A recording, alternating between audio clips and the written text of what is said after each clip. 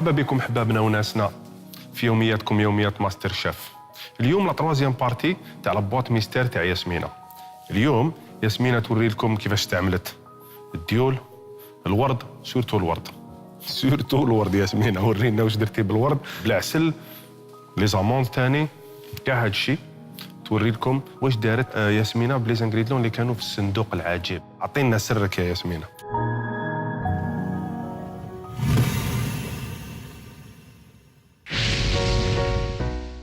دونك لي زانغريديون اللي حطيناهم في الصندوق العجيب كاين الديول، نقطعوهم دي رون